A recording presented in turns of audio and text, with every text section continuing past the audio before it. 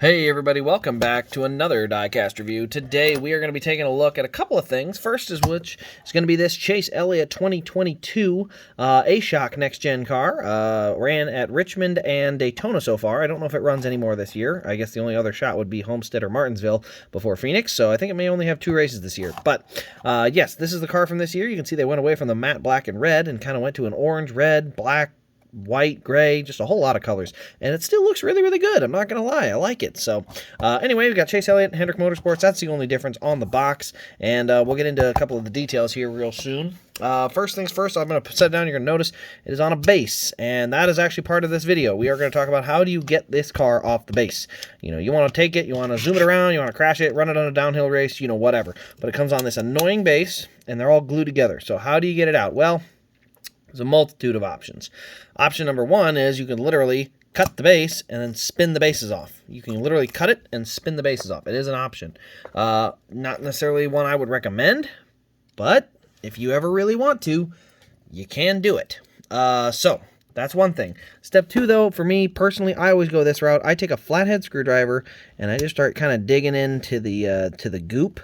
And I start trying to kind of get it to stick together, because the stuff is like a wax. So you can see how I'm trying to like kind of group it together, because it'll all come up together if you can get it to peel around each other. Because what happens is if you try to use a scraping tool, what you'll do is you'll actually end up basically taking out only a small chunk of it at a time, and you'll end up with this big clump left behind, and you'll have a lot of trouble with it. Where if you can manage to get it all to stick together and come out at the same time, you will be able to actually have a lot easier time with it. That's the easiest way to do it on the 124s. Now 164s, whole nother ball game.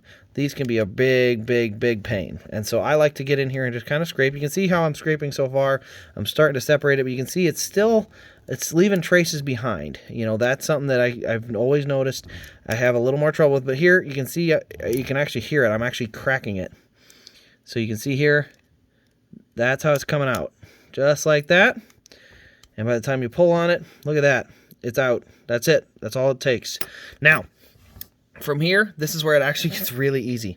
You peel that off, and now you got just that screw there, right? This doesn't fit. Not the right size. So, first thing I do, I go down to I have a little screwdriver kit full of tiny little computer screwdrivers. And I have them for this exact purpose. Because back in the day, 187s used to be like this. You get just the right size, and it fits in here. There we go. Let me try one size bigger. It's actually this size I want.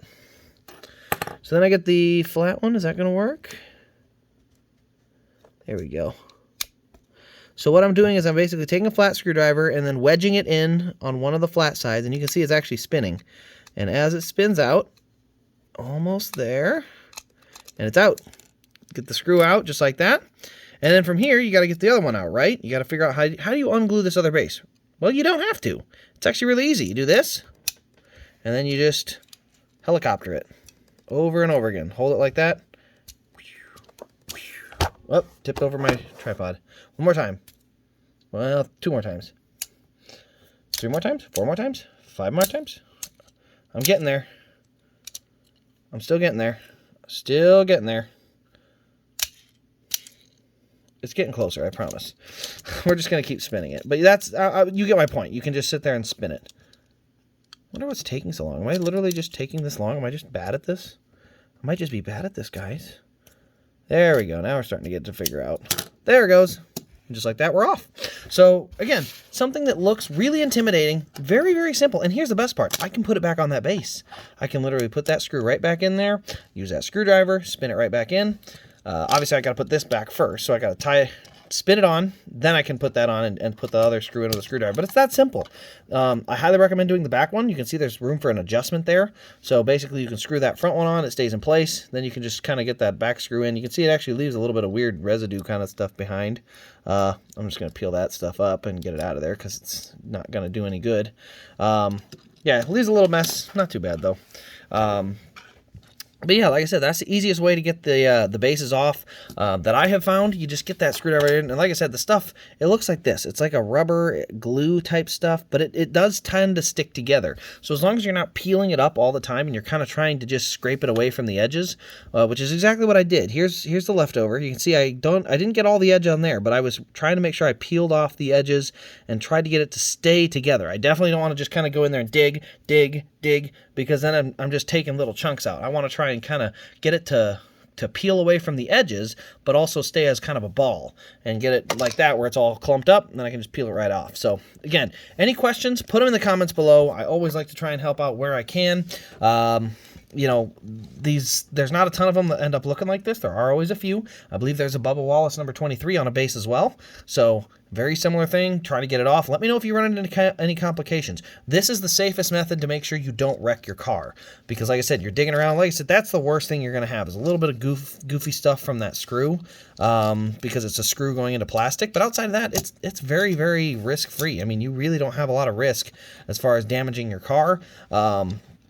I can't even think of how you would scratch it. I mean, as long as you're holding it with your hand and digging with that screwdriver, you shouldn't really end up poking the car. You know, should be pretty easy. But anyway, guys, let's take a look at the car while we're at it. Now that we've got it off the base, we got number 9, we got A-Shock Energy. We got this kind of awesome design, really. It goes from orange to red to black, and you can see we've got some different lines in there. Go to the back, you can see we got a bunch of textures going across the back. Napa Auto Parts. Here you can see more of those textures on the rear bumper. A-Shock Energy, number 9 on the roof. A-Shock Energy on the hood as well.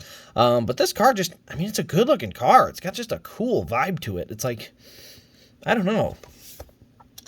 It reminds me, honestly, of what could have been like a Mountain Dew orange soda or something. But really nice color combination. I really enjoy it for that aspect. I didn't think I was going to like the new A-Shock car, but I'm not going to lie. It's really grown on me. I just think the color combination is spot on. You know, using the gray and all these different colors down the side, it has a very good balance to it, and I really, really like it. So, yeah, I don't know what specifically it is that makes me like this car the best, but it is my second favorite car next to the Violet Defense car of the season so far. So, anyway, guys, let me know your thoughts on this car in the comments below. And like I said, any questions you have on removing the base, shoot them to me. I'd love to help you out. Try to get those cars off the bases for you so you can display them the way you want to display them. And if you ever want to pick one of these up, just let me know. Shoot a message over when you put an order in for one of these, if it's got a base on it, and let me know you want the base detached.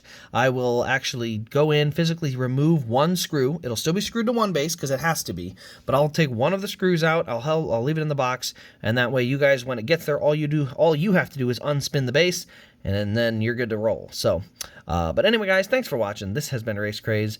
Like I said, if you did want to pick one of these cars up, I forgot to mention, RASDiecast.com. When you place your order, put it in the notes that you would like me to take the base off. And like I said, I won't take the full base off. I'll take the first part off, and when you get the car out of the box, you'll still have to unscrew the base, you know, spin the base around or spin the car around. But outside of that part of it, it'll be off the base, and then you can have it exactly how you want it. So you just got to put it in the notes when you put the order in. And also, don't forget to use a promo code RaceCraze to get your discount. But anyway, guys, thanks for watching. This has been Race Craze, and we'll see you in the next Diecast review.